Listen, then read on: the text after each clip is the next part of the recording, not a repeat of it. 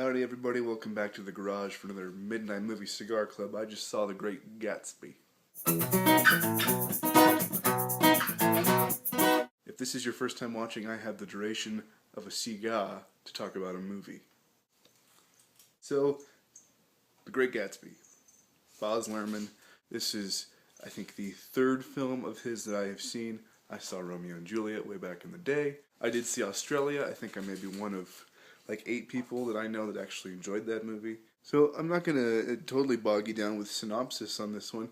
I think we've all read The Great Gatsby in high school. When I read it, I hated the book because I thought all of the characters were, just worthless excuses for human beings. And seeing the movie now, 10 years later, I think that was kind of the idea of what Fitzgerald was going for in the book.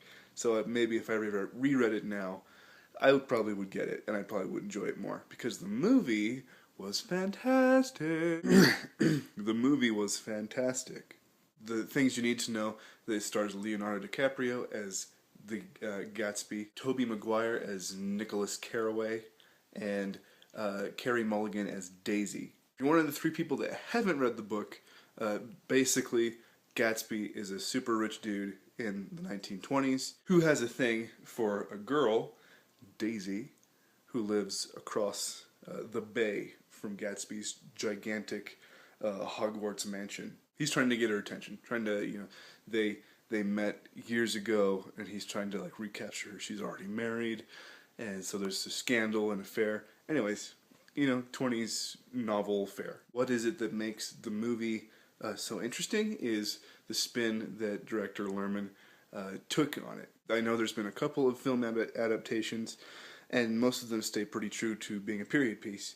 The thing that is very interesting with Baz Luhrmann is there's a very anachronistic soundtrack to the whole thing, where in the middle of, you see flappers or whatever in the 20s, just post-World War I, suddenly the soundtrack, the music that's going on is sometimes like dubstep or like a hip-hop beat. You're watching it and you're not quite sure what to think because it doesn't make sense with the time period. But I didn't hate it. I didn't hate it. And I think it's because I admire that he was able to take a risk with his filmmaking and do something like that, which not a lot of people would have had the guts to do. When you look at that culture that is in this book, it's the 20s, the roaring 20s, opulence, drunkenness, crazy parties. The music that goes on today in that kind of environment is, whatever dub hop trip, whatever the kids are listening to today.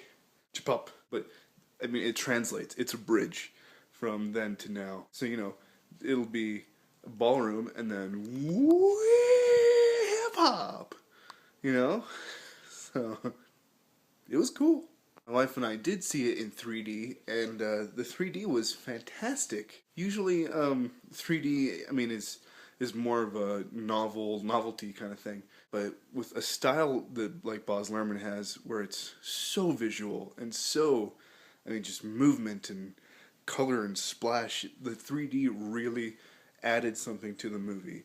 So if you have the opportunity to see it in 3D in the theater, I think you should.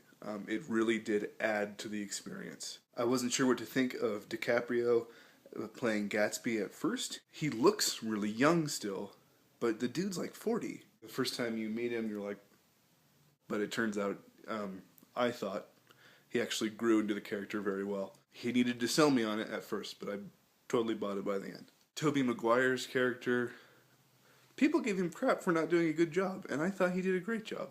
This movie did make me appreciate the story again. I honestly don't remember enough of the book to recall how much it deviated from the source material. I do remember some of the big moments, and they were all present in the movie as far as I could recollect. To sum it up, the big things that I liked about this movie, the visual finesse and style and extravagance that is Baz Luhrmann, is all over this film. So if you enjoy anything like that, anything that is just flash and cool and just fun to watch unfold on the screen, especially in 3D, see this movie, even if it's just for that. The soundtrack elements, though I wouldn't personally listen to them, I admire Luhrmann for taking that risk and for doing something like that. It was a bold move, and I applaud him for it because I think it worked out really well. It was actually really cool. The acting from the cast throughout is I didn't see any major flaws.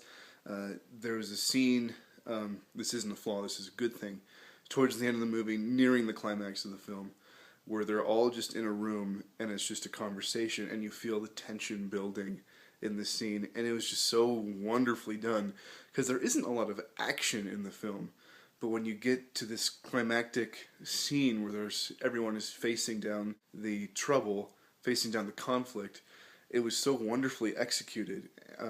So you just need to see it and see it for yourself. It was just so beautifully shot. If anything, if for any reason you want to go see this movie and you have any doubts, see it. It's fun. It was a good time. It was gorgeous to look at, and the story, personally, I thought revitalized it for me. It revived my interest in the story because I didn't care jack for The Great Gatsby before I saw this again or saw this film. So see this and then maybe go read the book again. Maybe you'll appreciate it more. I give this an 8 out of 10. I really loved it. It was good. It's what you go to the movies for. It was 2.5 hours, but I was intrigued and interested the whole time. Thanks again for watching. If you liked anything that I was rambling on about, please like and subscribe. Give a thumbs up. Leave a comment down below. Tell me that I'm handsome, sporting this dapper hairstyle, inspired by The Great Gatsby. And I will see you next time for Midnight Movie Cigar Club. Have a good night. Hip